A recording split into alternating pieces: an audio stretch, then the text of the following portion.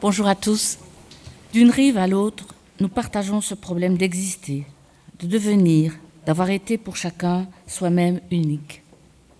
Et jusqu'au bout de la jungle, de folie ou de la nuit, appelez ça comme vous voulez, l'océan, le voyage, l'épreuve, c'est le chant des peuples dans la nuit du monde. Ils sont venus, ils sont passés, ils sont partis. Il y a des traces, des signes incertains, des promesses et des souvenirs. C'est une connaissance silencieuse, c'est l'absence, c'est le lieu des retrouvailles. Parfois, nous nous retrouvons sur la scène du monde, parfois nous échangeons. Un baiser entre deux éternités. Mesdames, Messieurs, à chacun et chacune d'entre vous, merci d'être là. Je tiens à remercier toute l'équipe du collectif et tous les orateurs de ce jour, et en particulier Marguerite.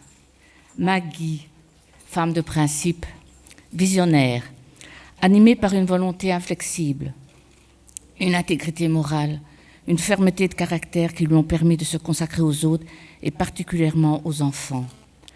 Fondatrice de la Maison Shalom en 1993, elle a recueilli 20 000 enfants en 20 ans.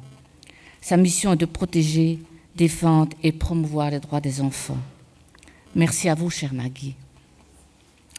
Merci, Monsieur Maxime Prévost, ministre wallon de l'Action sociale et de l'égalité des chances, pour le soutien que nous recevons de votre ministère. Nous sommes heureuses de partager avec vous nos espérances. Merci à Françoise Walmack, notre marraine de cœur, pour sa chaleur et son affection. Sur les ondes, à travers du monde, elle s'est fait l'écho des combats des femmes. Il a suivi en Syrie, en Macédoine, en Grèce, à Calais et dans plusieurs coins du globe les parcours migratoires de plusieurs d'entre elles. Merci à Madame Maria Arena, députée européenne transportée par sa vision de l'avenir. Elle a toujours été proche des combats des femmes. C'est elle qui, la première, a crié dans les potentiels et les opportunités d'un centre comme le nôtre. Je remercie l'AGL, la CGE, la plateforme Codiso, avec lesquelles nous construisons une réelle solidarité. C'est un vrai plaisir de travailler avec vous. Merci à Martine Simonis, chère Martine, secrétaire générale de l'Association des journalistes professionnels.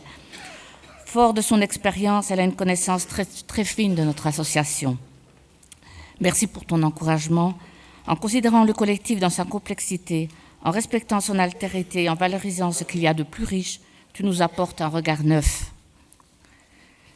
La marche des ombres. Je vais ici citer François de Smet, directeur du Centre fédéral des migrations, qui est, je ne sais pas s'il va pouvoir arriver parce qu'il est dans le fond de son lit, il a la grippe.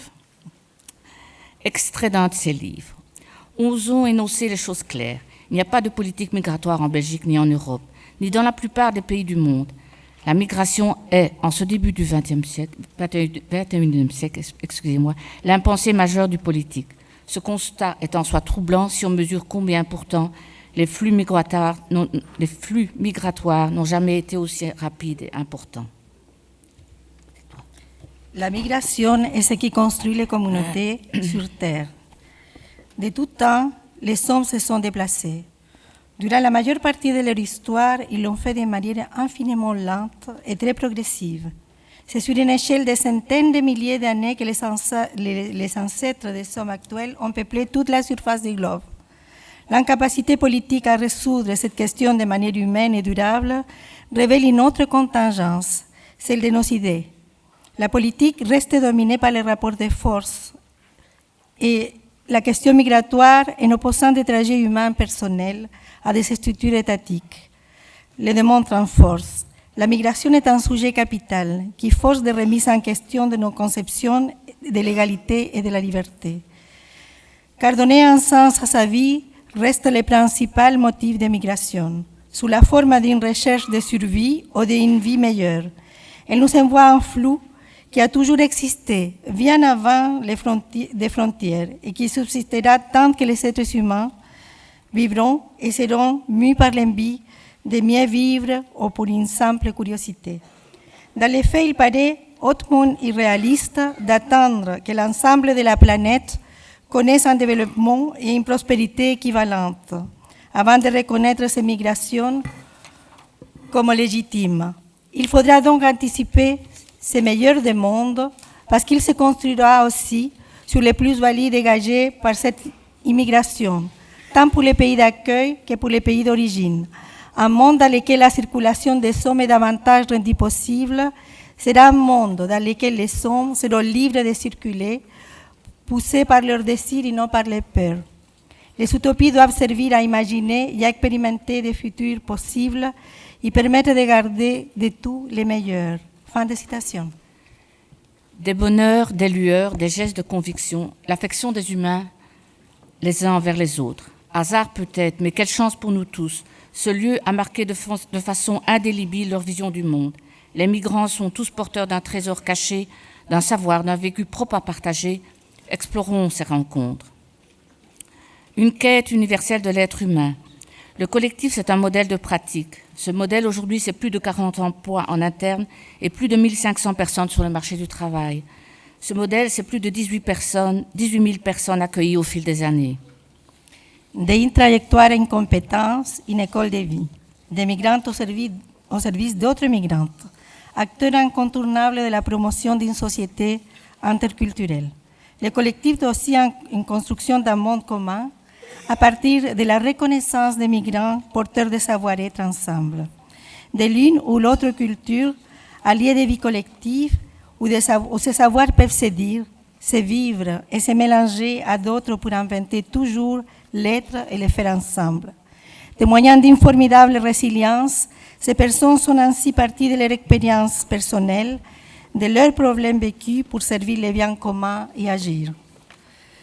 Leur propre trajectoire avec la souffrance qu'elles véhiculent est une compétence qui leur permet de mieux comprendre ce qui ressent, ce qui débarque chez nous. À nous de faire en sorte que cette belle histoire du monde se poursuive. Reconnaître en elle ce qui tire les gens vers le haut et les éloigne du repli, mais nous ne prétendons pas assumer seuls cette quête plurielle. Pluraliste et transdisciplinaire, l'équipe du collectif compte une majorité de femmes, mais aussi des hommes d'origine africaine, latino-américaine, maghrébine, européenne, asiatique, de confession musulmane, chrétienne, juive, bouddhiste, laïque, éducateurs, assistants sociaux, formateurs, sociologues, anthropologues, philosophes, médecins, docteurs en management. Notre objectif est d'essayer de contrecarrer les divers degrés des dommages provoqués par ce lourd héritage sur les épaules. La responsabilité de mettre fin à un processus générationnel qui les a conduits parfois à fuir leur famille, leurs amis, la société d'où ils sont ici, afin de réécrire l'histoire pour les générations à venir. Passe frontière. Encore toujours regarder la mer, les mouvements des bateaux dans la baie, imaginer demain et les rêves de demain. Les flux migratoires de cette année ont amené un public de plus en plus nombreux en quête de reconnaissance. Il constitue un phénomène aussi ancien que l'attrait des savoirs. L'être humain vit en migration perpétuelle. On est toujours l'étranger de quelqu'un. Le parcours de celui qui est parti est celui de repentir. D'avoir abandonné la terre et les siens. De repentir d'avoir laissé une place vide. D'avoir créé une absence que rien ne pourra combler. Nous sommes tous potentiellement exilés de quelque part. Et pour nous, il est essentiel de favoriser l'accueil de ces personnes dont nous partageons l'humanité. Chaque jour, ces personnes s'engagent sur la voie que beaucoup d'autres ont suivie avant elles. À chaque pas, l'espoir se trouve dans le fait de savoir que d'autres ont suivi ce chemin et ont transformé leur vie. Faisons en sorte que cette voie reste libre. Soyez des porteurs de flambeaux qui aident les autres à trouver des moyens alternatifs pour réaliser leurs objectifs. Ne souffrez pas de rétrécissement de l'émerveillement. Écoutez les murmures colorés de notre centre. Il y a peut-être un message rafraîchissant et porteur d'espoir qui vous est personnellement adressé. Merci à l'ensemble du personnel du collectif. Pour réussir cette journée, chacun et chacune y a apporté une couleur particulière, de la grâce, de l'élégance, de la beauté. Roxana Alvarado, Maître Verrier, Isa Thio et leur équipe respective ont mis leur talent de créatrice à notre service pour le plaisir des yeux. Merci aussi à Bertrand Vandelot, c'est lui qui est le photographe qui a réalisé ces beaux clichés et il est le photographe d'aujourd'hui. Merci à vous tous. Merci.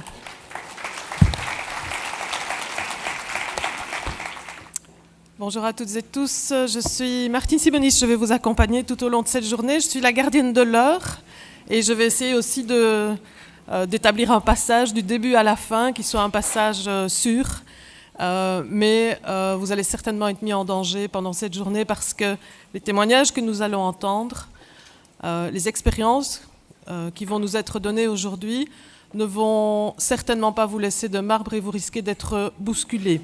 Nous avons souhaité que cette journée d'études soit consacrée aux femmes, comme le collectif le fait chaque année, mais aussi à un sujet d'actualité, un sujet brûlant qui est le sujet de la migration. Et dans cette trajet migratoire, des violences qui sont faites aux femmes, sujet dont on parle très peu et trop peu souvent. Alors c'est une journée qui va se dérouler en, je dirais, 3 temps importants, 3 panels, qui seront animés successivement par moi-même, par Françoise Womack et puis par Justine Saul pour le dernier panel. Avant ces 3 panels, nous aurons 2 exposés introductifs, le premier de Maxime Prévost, le second d'Hélène Reckmans. Je voudrais donner la parole de façon très brève à nos 3 partenaires de la journée. Hélène Jeanne, Alouja pour la GL, Sandra Murillo pour la CGEI et Marie-Madeleine Gasseil pour Codiso. Donc ils vont vous présenter pendant 1 minute leur organisation et la raison pour laquelle ils sont partenaires de cette journée.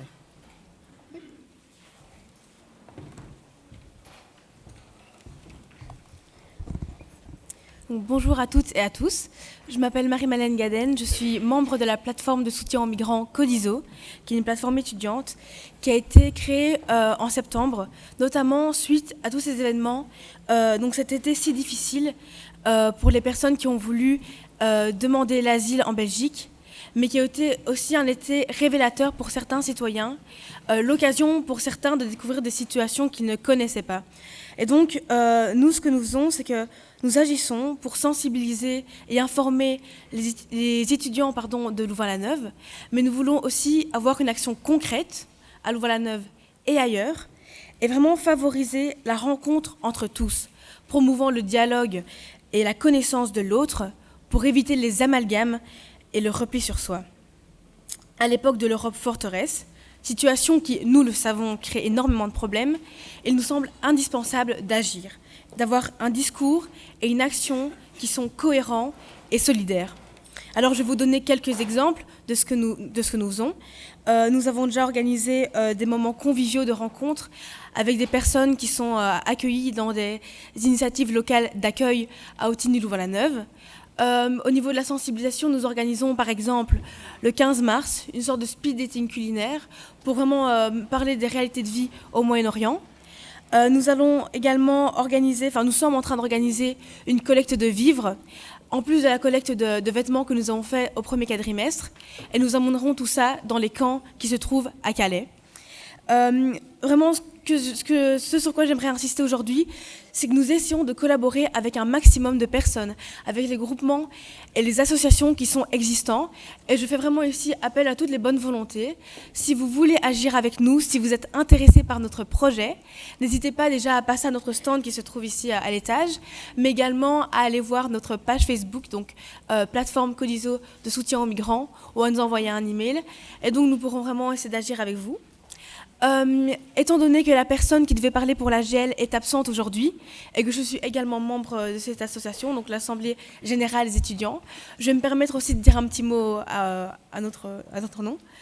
Donc l'Assemblée Générale des étudiants a vraiment pour but aussi de créer un débat au sein de l'université, de créer la réflexion chez les étudiants et de aussi parler de sujets de société.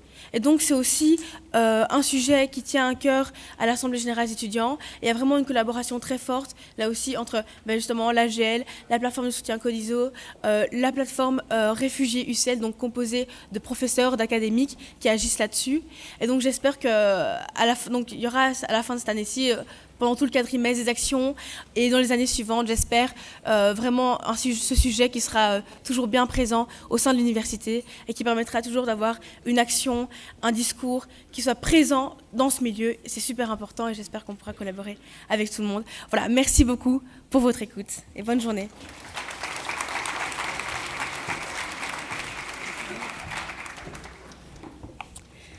Bonjour à toutes et à tous. Je suis Sandra Murillo, je suis colombienne.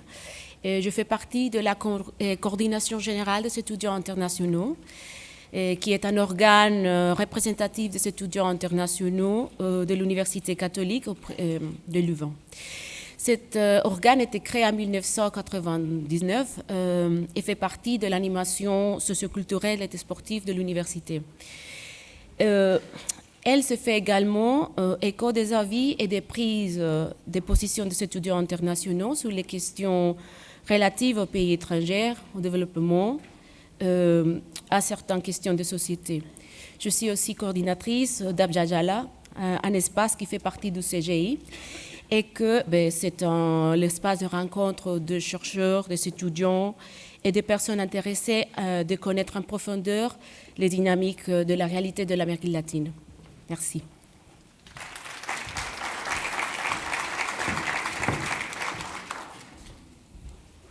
Bien. Merci aux partenaires de cette journée. Je voudrais maintenant donner la parole à M. Maxime Prévost, vice-président du gouvernement wallon, ministre des Travaux publics, de la Santé, mais ce qui nous intéresse aujourd'hui, ministre de l'égalité des chances, de l'action sociale et des droits des femmes. Vous êtes aussi, Monsieur le ministre, à l'initiative du décret sur les parcours d'intégration pour les primo-arrivants, mais vous allez également nous parler de violence. Voilà, je vous donne la parole.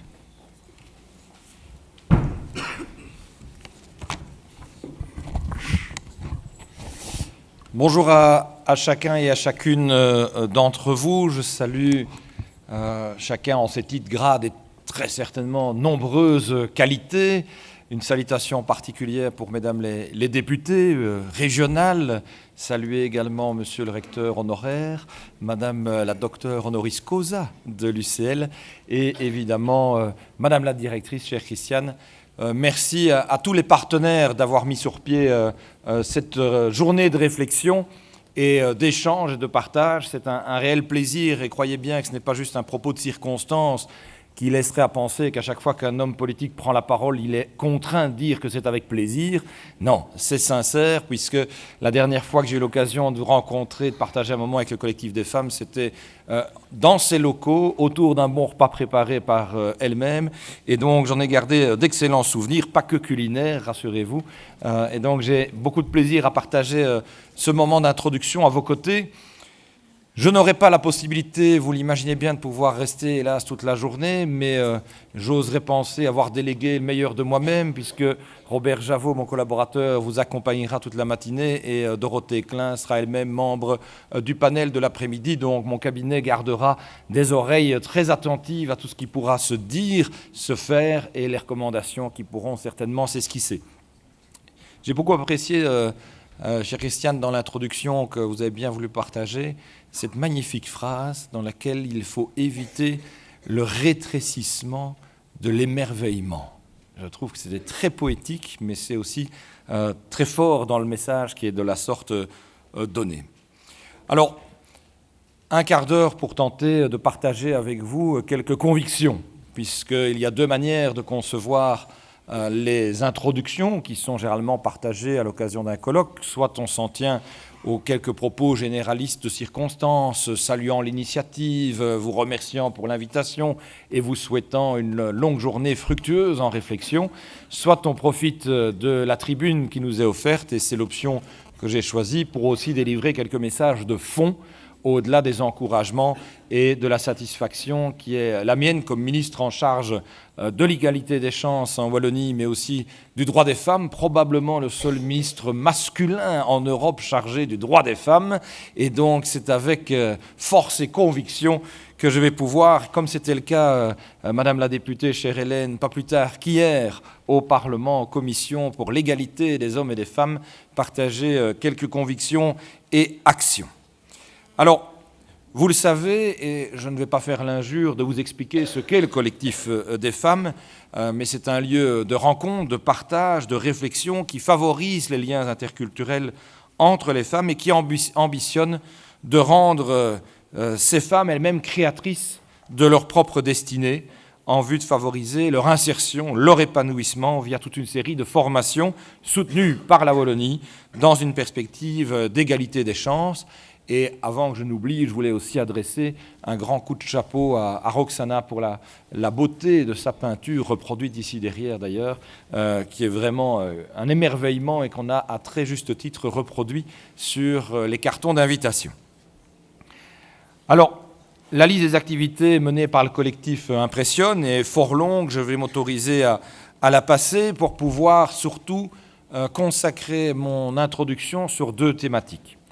La première, c'est l'intégration des personnes étrangères ou d'origine étrangère à travers, effectivement, Madame Simonis, vous l'avez évoqué, le parcours d'intégration qui vient d'ailleurs de franchir en Wallonie une étape importante puisque le gouvernement a validé, pas plus tard que la semaine dernière, la dernière lecture du parcours d'intégration et le document a été envoyé au Parlement afin d'y être discuté et adopté dans les meilleurs délais, c'est-à-dire dans les toutes prochaines semaines.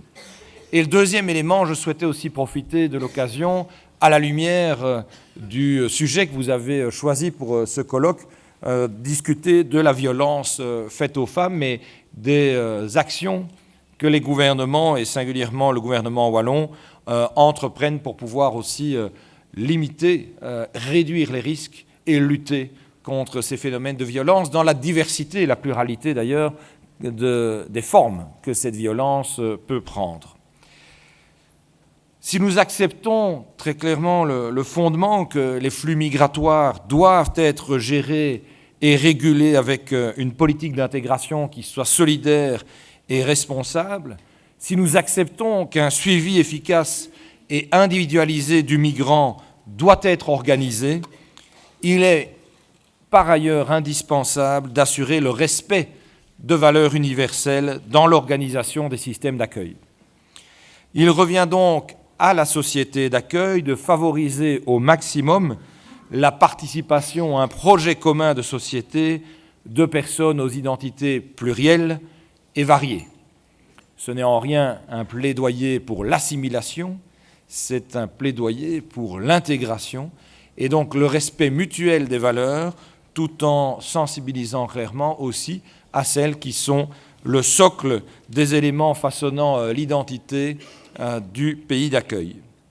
Et c'est dans cet esprit que le parcours d'intégration des primo-arrivants va être mis en œuvre en Wallonie avec le souci de vouloir améliorer le processus d'intégration dans le cadre de la politique de migration. Rappelant d'ailleurs, ça a été dit et redit notamment au Parlement, avec un accueil de ces propos qui fut variable en fonction de la sensibilité des uns et des autres, que dès lors qu'un demandeur d'asile était pleinement reconnu comme réfugié, il disposait des mêmes droits, des mêmes devoirs aussi, mais des mêmes droits que tout autre citoyen wallon en matière de logement, en matière d'insertion socio-professionnelle, en matière d'éducation, pour ne prendre que ces 3 thématiques. L'esprit qui a guidé alors le parcours d'intégration des primo-arrivants est celui justement de cette intégration en sensibilisant au partage des valeurs universelles et au respect des identités plurielles.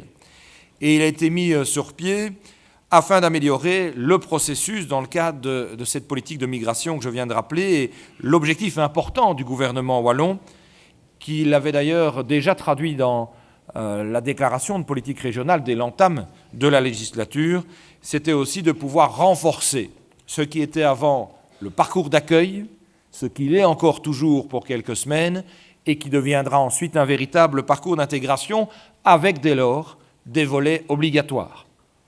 Et parmi les volets obligatoires, il y a, outre l'insertion socio-professionnelle et le cursus de formation dès lors que des difficultés ou des insuffisances de qualification seraient décelées, outre les 20 heures aussi de cours de citoyenneté qui vont d'ailleurs aussi permettre à tout un chacun non seulement de comprendre quels sont ses droits, mais aussi ses devoirs. Rassurez-vous, on n'a pas l'intention pendant ces 20 heures d'expliquer comment fonctionne la Belgique. On n'y arrive déjà pas en plusieurs années de cursus universitaire. Mais en tout cas, le respect des genres, l'égalité entre les hommes et les femmes, les principes de non-discrimination et de violence seront aussi des éléments dispensés à l'occasion de ces 20 heures de citoyenneté, parce que chacun a, en la matière, dans son rapport à l'égard des femmes, un bagage culturel qui n'est pas toujours le même que celui que nous vivons en Belgique et en Wallonie. Et le troisième volet, outre l'insertion professionnelle et la citoyenneté qui va être rendue obligatoire, c'est l'apprentissage du français. Et je le dis avec force et conviction, je l'ai répété au Parlement, rendre obligatoire l'apprentissage du français à l'égard des primo-arrivants, ce n'est pas les sanctionner, ce n'est pas les punir, c'est leur donner des chances additionnelles de pouvoir décrocher un emploi, s'intégrer dans leur quartier, accompagner le cursus scolaire, les devoirs de leurs enfants quand ceux-ci reviennent de l'école. Le projet de décret est donc maintenant sur la table du Parlement et je ne doute pas qu'il va nourrir lui-même de nombreux débats.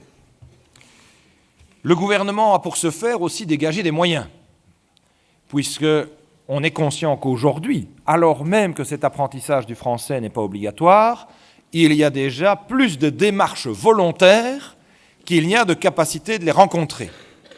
Dès lors que, de surcroît, l'autorité régionale rend obligatoire pour tous les primo-arrivants, c'est-à-dire les personnes étrangères ou d'origine étrangère sur le sol wallon depuis moins de 3 ans, de devoir réaliser cet apprentissage, il faut en donner les moyens.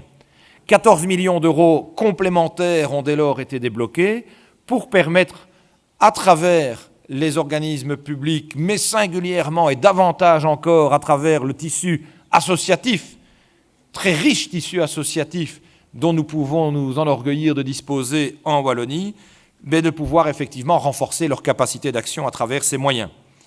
Et ces moyens, ils vont permettre très clairement de renforcer le dispositif des formations français langue étrangère et citoyenneté, de même que le dispositif d'insertion socio-professionnelle. Ma collègue Eliane Thieu en a parlé pas plus tard qu'hier encore au gouvernement. Un appel à projet d'ailleurs, ILI, a été lancé début janvier, j'en reparlerai un petit peu plus tard. Ces moyens vont permettre aussi de renforcer les initiatives de soutien ethno-psychologique des migrants, dans la mesure où des fonds européens et fédéraux ne couvrent plus ces actions spécifiques. Il nous semblait que ça méritait malgré tout d'être soutenu et de continuer les actions menées en la matière. On va aussi renforcer les capacités de l'organisme d'interprétariat en milieu social pour là aussi favoriser la compréhension mutuelle entre les publics qui parlent des langues différentes et renforcer également les centres régionaux d'intégration pour leur mission en lien avec le parcours d'accueil et singulièrement le module d'accueil dont le bilan social.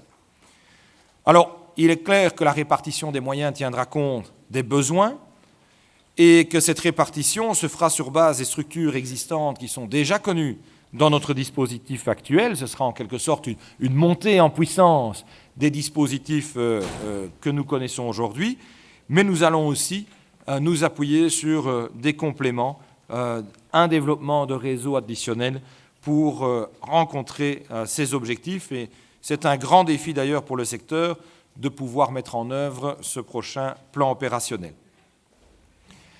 En tant que ministre de l'égalité des chances et des droits des femmes, j'accorde également une importance particulière, je l'ai dit, à cette égalité homme-femme. L'actualité des dernières semaines, singulièrement celle en Allemagne, proche du Nouvel An, qui a été d'ailleurs lieu à beaucoup de caricatures et de raccourcis de tout type, mais en tout cas a mis en exergue une chose, c'est la nécessité de pouvoir lutter contre les violences sexistes, contre les actes et propos insultants ou dégradants à l'égard de la femme. Et ça fera aussi partie clairement des dispositifs du module de citoyenneté et la sensibilisation très forte sur les droits fondamentaux que sont l'égalité entre les hommes et les femmes telle que nous la concevons ici dans notre Europe occidentale sera également largement évoquée. Je souhaitais également, je raccourcis ce que j'avais souhaité partager avec vous, puisque Mme Simonis m'a fait savoir que je devais contracter mon intervention pour essayer de récupérer la demi-heure de retard sur le planning. Je souhaitais en tout cas partager avec vous, parce que ça me semblait pertinent, quelques considérations sur le plan intrafrancophone de lutte contre les violences sexistes et intrafamiliales. Alors c'est un plan de 176 mesures réparties en 7 thématiques. Rassurez-vous, je ne vais pas vous exposer chacune de ces 176 mesures, sinon je ferai beaucoup de peine à Madame Simonis par rapport à son rôle de gardienne du temps. Mais ce plan intrafrancophone 2010-2014, qui lui visait déjà les violences entre partenaires ainsi que les violences intrafamiliales, mais s'est vu désormais amplifié à travers le nouveau plan 2015-2019, qui lui a la particularité d'étendre son champ d'action aux violences sexuelles et singulièrement aussi aux enjeux tels que les mariages forcés, les mutilations génitales féminines et les violences liées à l'honneur. 3 thématiques sur lesquelles je souhaiterais m'attarder quelque peu. Les mariages forcés constituent une forme de violence qu'il est difficile de quantifier, mais une étude du Centre international de santé reproductive révèle que cette pratique n'est pas propre d'ailleurs à une communauté, ni à une religion, ou à une ethnie en particulier, et que les conséquences sont multiples suite à ces mariages forcés. Des problèmes psychologiques, de la violence, des grossesses chez les adolescentes, des répudiations de la famille, de l'isolement, de l'arrêt de la scolarité, des problèmes financiers ou d'intégration, et j'en passe.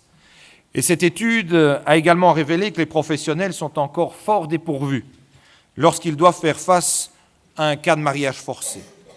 Ils n'ont pas toujours les compétences nécessaires et manquent d'informations au sujet des protocoles d'intervention, de la législation en vigueur et des droits des victimes.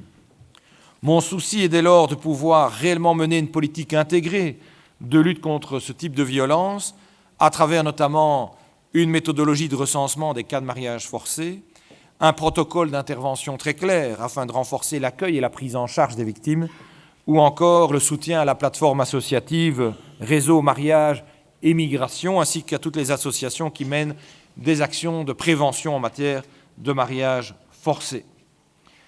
On peut évidemment à chaque fois rappeler la nécessité aussi de mener une action en amont, en termes de prévention, singulièrement en milieu scolaire, à travers notamment les séances EVRAS d'éducation donc à la vie relationnelle, affective et sexuelle.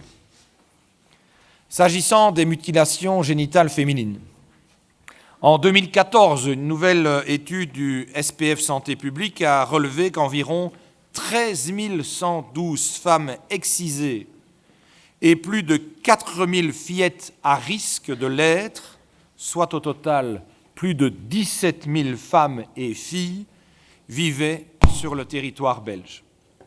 Ces chiffres ont plus que doublé depuis 2008. Paradoxalement, on relève seulement 60 signalements auprès des associations concernées entre 2009 et 2013. Pour, je le rappelle, 17 000 femmes et filles excisées ou risquant de l'être. Or, le risque pour ces jeunes femmes et filles résidant en Belgique est bien réel. Et selon une autre étude menée, elle, par l'Université de Gand, il y a certainement d'excellentes études menées par l'UCL aussi, dont j'aurais pu me faire la source, monsieur le recteur honoraire, mais en la circonstance, vous ne me tiendrez pas rigueur d'évoquer l'Université de Gand. Des médecins belges attestent avoir reçu des demandes d'excision. Des témoins affirment également que la réinfibulation est pratiquée dans nos hôpitaux par certains gynécologues après les accouchements. On sait enfin que le risque est particulièrement présent pour les filles à l'occasion de retours pendant les vacances dans les pays d'origine. Les professionnels sont souvent démunis, non seulement pour reconnaître les signes permettant d'évaluer un risque ou de dépister une excision pratiquée, mais aussi pour faire de la sensibilisation ou prendre en charge adéquatement les familles.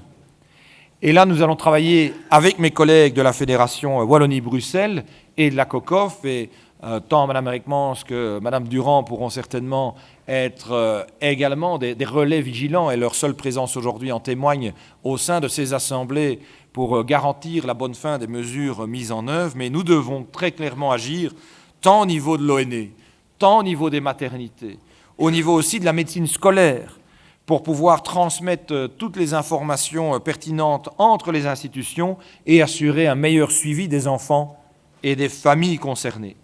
Avoir aussi des personnes de référence en mutilation génitale féminine au sein de ces mêmes hôpitaux, au sein des parquets, au sein des CPS, au sein de la police. Nous devons aussi soutenir le tissu associatif qui œuvre à la formation des professionnels et à la sensibilisation du public. Troisième et dernière thématique sur laquelle je souhaitais mettre un accent en espérant ne pas mobiliser trop de votre attention et ne pas être trop long ni pénible dans mon introduction, c'est celle des violences liées à l'honneur.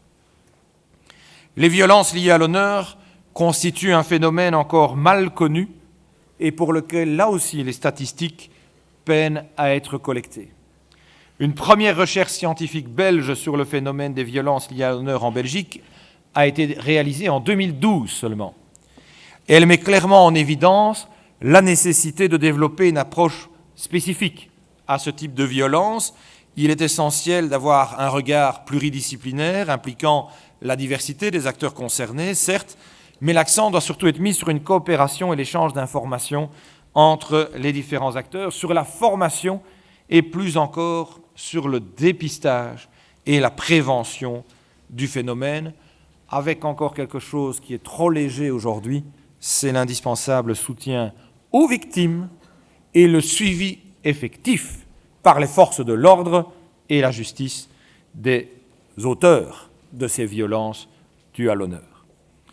Nous allons donc travailler là aussi avec les parquets, avec la justice, avec le tissu associatif pour déployer un filet de sécurité qui mise sur un maximum de prévention et de sensibilisation en amont, mais aussi une condamnation forte, lourde, des actes qui sont perpétrés pour là aussi donner des signaux qui sont attendus par les femmes qui ont été trop nombreuses à être victimes de ces violences liées à l'honneur, dont les formes peuvent prendre une grande diversité d'atrocités, allant jusqu'à la perte de la vie, bien entendu, ou encore des mutilations, des jets d'acide, et j'en passe.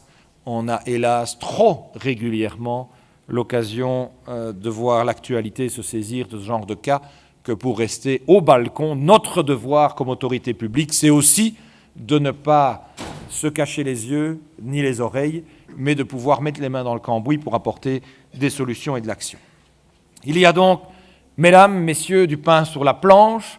Je suis convaincu d'avoir face à moi un auditoire qui en avait déjà une profonde conviction et qui, dans la diversité et la pluralité des milieux professionnels dont vous êtes issus, agit, chacun à votre manière, pour permettre de rencontrer ces défis.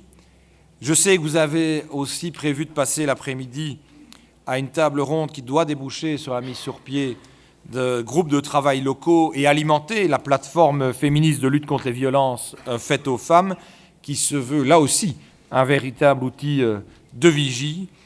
Nous tentons en tout cas de répondre à l'échelle de la Wallonie à l'appel mondial qui a été lancé par Ban Ki-moon, le secrétaire général de l'ONU, le 25 novembre 2014. Je cite « Il nous incombe à nous tous de prévenir et de combattre la violence à l'égard des femmes et des filles en commençant par remettre en question la culture de la discrimination qui la perpétue. Et je sais que dans ce combat, la Wallonie pourra compter sur l'aide et l'engagement de chacun et de chacune. Soyez-en remerciés au nom de la région, mais plus encore au nom des femmes. Merci.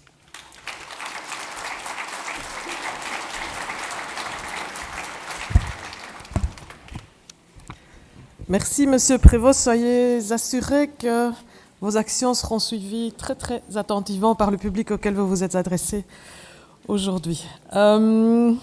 Avant de donner la parole à Hélène Reckmans, je voudrais demander aux intervenants du premier panel de venir chercher un micro, de venir s'équiper ici. Comme ça, on pourra enchaîner tout de suite. Donc, je demande à Madame Caroline Van Espen, Evelyne Donnier, Thérèse Legros, M. François de Smet et M. Pierre-Joseph Laurent, de venir ici, près de l'ingénieur du son, chercher un micro. Voilà. La deuxième introduction de la journée a été confiée à Madame Hélène Reckmans. Vous connaissez, beaucoup d'entre vous la connaissent parce qu'elle a été longtemps active au sein de la SBL Le Monde selon les femmes.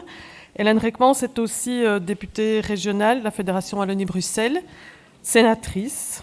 Elle est sociologue du développement, mais surtout elle est engagée dans la lutte contre les inégalités sociales, les inégalités de genre, bien entendu. Madame Reckmans, je vous donne la parole.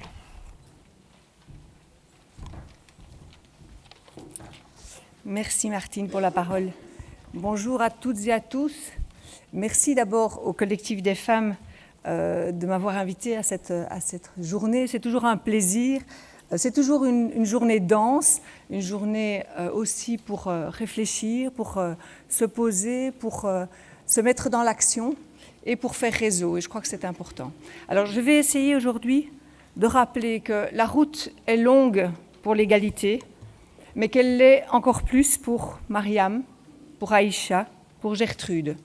L'invisibilité des femmes dans la migration est particulièrement forte alors qu'elles vivent la violence, qu'elles la ressentent dans leur corps, dans leur chair.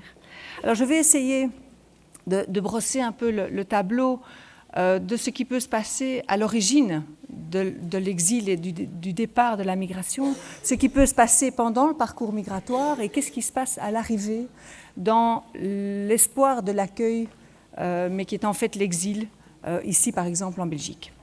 Sans être trop longue, je vais essayer.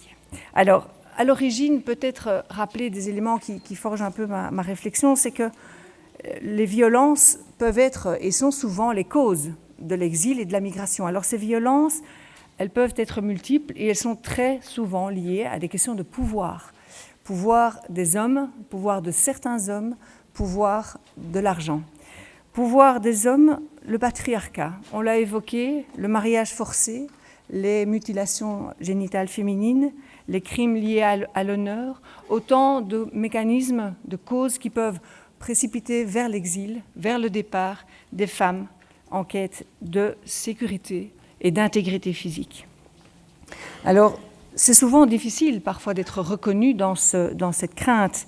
Il faut pouvoir travailler davantage sur ce qu'on appelle les droits sexuels et reproductifs, reconnaître qu'il s'agit là de violences basées sur le genre et pouvoir mettre en place des mécanismes dans les pays pour que cela cesse.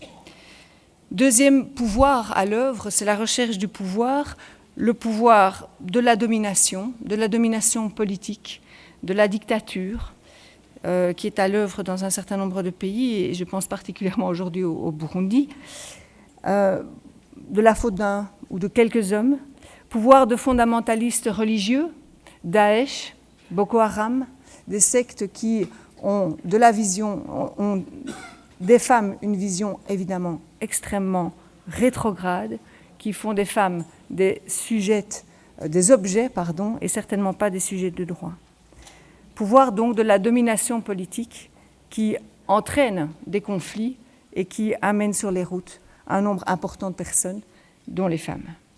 Pouvoir enfin de l'argent, et cela interroge aussi nos modèles de production et de consommation, où finalement nous devons être conscients aussi des mécanismes qui prévalent dans l'exploitation des ressources qui alimentent les conflits armés, qui alimentent les conflits armés pour la recherche du pétrole, pour la recherche des minerais précieux, pour la recherche de la terre et les conflits fonciers, pour l'accès à l'eau. Et j'évoque ces enjeux, mais cela évoque tout de suite aussi, j'imagine, pour vous, les conflits en RDC, au Congo évidemment, les conflits au Burundi, les conflits au Proche-Orient, les conflits en Palestine. Alors, ces modèles de production, ces modèles de consommation qui sont les nôtres, c'est aussi des mécanismes qui alimentent une économie mafieuse de la drogue et des armes. Les violences, les guerres, les morts et les déplacés, tout cela pour ça, ou à cause de ces armes. Et je suis particulièrement attentive pour l'instant à la situation en Arabie saoudite, mais aussi finalement à l'existence d'armes et la prolifération des armes, en particulier des armes légères, sur l'ensemble de la planète. C'est aussi le viol comme arme de guerre et de terreur utilisée dans toute une série de pays. Et en arrivant, j'entendais encore quelque chose qui est particulièrement insupportable, c'est des viols dont sont responsables des hommes de paix, des casques bleus, dont on a encore évoqué la situation ce matin. Troisième cause peut-être dans ces modèles de production et de consommation, ce sont les causes environnementales liées à la migration. Les changements climatiques qui poussent sur la route un nombre important de personnes. L'accaparement des terres, les conflits pour l'eau, tous ces éléments qui nous amènent à nous interroger et à trouver des solutions, en particulier parce que les femmes sont particulièrement en difficulté dans leur droit d'accès aux ressources et leur droit d'accès à la terre. Alors les réponses, évidemment, elles sont sur ce point, elles sont multiples, et nous avons la nécessité ou l'obligation peut-être de construire une économie qui soit moins dépendante des combustibles fossiles, qui soit une société moins dépendante de ressources importées, qui soit plus relocalisée dans ce que nous pouvons produire et éviter finalement des mécanismes d'exploitation du Sud par le Nord. C'est aussi l'obligation morale devant laquelle nous sommes de refuser de soutenir des dictatures et des régimes dictatoriaux. Alors nous avons des engagements internationaux. Et en tant que sénatrice, j'ai pu travailler à l'élaboration d'un premier rapport d'information, puisque c'est une des fonctions du Sénat maintenant, c'est d'élaborer des rapports d'information qui ont pour objectif de remettre les enjeux en lumière par rapport au rôle respectif des différentes régions et communautés, des différents gouvernements. Et nous avons des engagements internationaux qu'il importe de rappeler. Les 0,7% de notre aide publique au développement attribué de notre 0,7% de notre produit intérieur brut qui soit consacré à l'aide publique au développement, nous n'y sommes pas et nous sommes en train de régresser dans cette mesure. Nous avons aussi des engagements internationaux au titre de la plateforme d'action de Pékin et au titre de ce qu'on appelle maintenant les objectifs du développement durable, puisque 15 ans après avoir élaboré des objectifs de développement pour le millénaire, nous avons, la communauté internationale, et la Belgique évidemment y était partie prenante, nous avons développé des objectifs du développement durable post-2015 dans lesquels il y a un objectif consacré à l'égalité entre les femmes et les hommes, l'autonomisation des femmes et la lutte contre les discriminations, avec 9 cibles pour lesquelles la Belgique a aussi des engagements à tenir. Troisième moment d'engagement international, c'est celui le plus récent, c'est la COP21, des engagements que nous avons pris pour aboutir à un développement plus durable de l'ensemble de la planète. Et là, il y a eu aussi un appel mondial des femmes pour la justice climatique. Que faisons-nous pour entendre cela ? Nous avons aussi un instrument que beaucoup d'entre vous connaissent, je pense, c'est la résolution 1325. La résolution 1325 et la résolution 1820 et 1822, enfin une série d'autres instruments juridiques internationaux auxquels la Belgique a adhéré.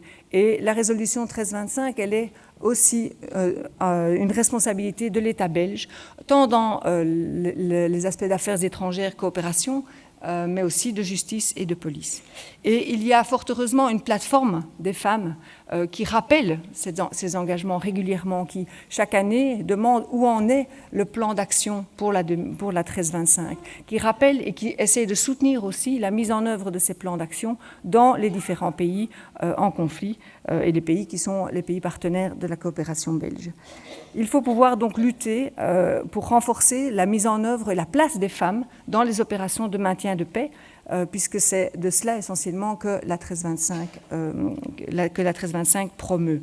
Il faut pouvoir aussi s'engager très clairement dans la lutte contre l'impunité des auteurs de violences, et que ce soit certainement la prolongation d'un appel qui a d'ailleurs été lancé à Bruxelles en 2006, l'appel à l'action disant que si on doit agir pour lutter contre les violences et pour la guerre, il faut certainement ne pas le faire, il faut le faire sans accorder l'impunité aux auteurs de viols et de violences. Passons peut-être au deuxième passage, la migration. Qu'est-ce qui se passe pendant le parcours? On a très peu d'informations sur ce qui se passe particulièrement pour les femmes. On peut deviner certaines choses et on le sait à partir du moment où les femmes arrivent et peuvent se poser, peuvent oser dire et exprimer ce à quoi elles ont été réduites et obligées pendant leur parcours. Mais ce qu'on entend, c'est d'abord la fuite, la nécessité parfois la recherche parfois de rester avec les enfants et donc les conséquences de viols et de violences sur place, la nécessité parfois de quitter, de laisser les enfants pour pouvoir fuir, la perte des enfants pendant ce parcours. Et on a été particulièrement choqués de tous ces enfants que l'on voit sur les plages. Et on pense évidemment à tous ceux qu'on n'a pas vus. Et donc, c'est les femmes qui restent à l'arrière, c'est les femmes qui essayent de sauver leurs enfants, c'est les femmes qui essayent d'empêcher la dislocation des familles, c'est les femmes qui sont victimes des passeurs, victimes de violences sexuelles, victimes finalement obligées de vendre leur corps pour passer, des corps qui sont donc considérés comme une marchandise et qui alimentent les réseaux de traite. Alors, c'est aussi assez récent qu'on se rende compte et que, par exemple, le Haut-Commissariat aux réfugiés se penche sur la place des femmes dans l'exil, dans l'asile, dans les parcours de migration. Et si vous vous souvenez, ce sont les femmes elles-mêmes, et d'abord les femmes qui se sont mobilisées, par exemple, pour que dans les camps de réfugiés, les femmes aient accès à des kits d'hygiène, à des soins élémentaires pour leur corps en tant que femmes. Et moi, ça m'a fort frappée de voir que c'est une mobilisation citoyenne de femmes, un peu comme aujourd'hui nous avons aussi une mobilisation des femmes dans l'accueil de l'asile, ici en Belgique. Eh bien, à ce moment-là, ce sont aussi les femmes qui ont tiré la sonnette d'alarme et qui ont rappelé au commissariat aux réfugiés et à toutes les institutions qui prenaient en charge les migrants de l'importance d'avoir un regard femme. Alors l'accueil des migrants ici en Belgique, là aussi l'invisibilité est forte. Il faut pouvoir mettre des chiffres, il faut pouvoir mettre des noms sur toutes ces femmes qui arrivent. Il faut pouvoir prendre la mesure de l'enjeu que représente l'accueil pour les femmes, pour leur prise en charge, les risques aussi de traite et de prostitution auxquels elles sont confrontées. Il faut pouvoir reconnaître l'état de victime dans lequel se trouvent les migrantes. Il faut pouvoir les aider, évidemment, à se reconstruire, à se réinstaller. On manque de place dans les centres d'accueil, on manque de place en hébergement. Il est clair que dans le parcours d'intégration qui est proposé, il faut pouvoir mettre à disposition des logements en quantité suffisante pour accueillir ces femmes et leurs familles. Et cela particulièrement dans une perspective, dans la perspective d'une Belgique qui se ferme. Vous l'avez évoqué, des frontières qui se ferment, des discours racistes et xénophobes qui sont insupportables. La violence, c'est aussi ce qui résulte après la migration. C'est les violences liées à la pauvreté, liées à l'exclusion. Et nous avons vraiment un enjeu fondamental et une obligation d'agir pour y faire face. Alors, je pense qu'il est important, dans les différents plans que l'on propose, d'avoir de la cohérence, d'avoir de la concertation. C'est clair que le plan intra-francophone de lutte contre les violences, par exemple, que M. le ministre Prévost a présenté, il est fondamental. Il faut aussi que les différents plans qui sont élaborés au fédéral, dans les régions, dans les différentes régions, soient concertés, soient cohérents pour éviter des difficultés qui seraient vécues au quotidien par des personnes qui, dans leur parcours d'intégration, sont amenées parfois à faire face et à bouger, même à l'intérieur du territoire de la Belgique. Il faut pouvoir accroître la visibilisation des femmes, recueillir les informations, les données, traiter les données comme il se doit. Se dire que derrière des réfugiés, derrière des personnes qui sont évidemment fondamentales, il y a des hommes et des femmes avec des besoins spécifiques et différents. Il faut pouvoir aussi garantir une individualisation des droits.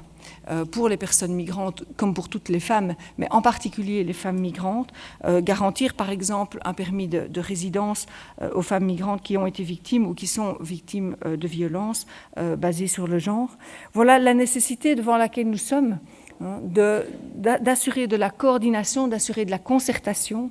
Et c'est évidemment un rôle que le Sénat peut jouer, mais que chaque personne politique, chaque personne engagée, mais aussi chaque citoyen, chaque citoyenne que vous êtes, avez la possibilité d'agir. Je vous remercie.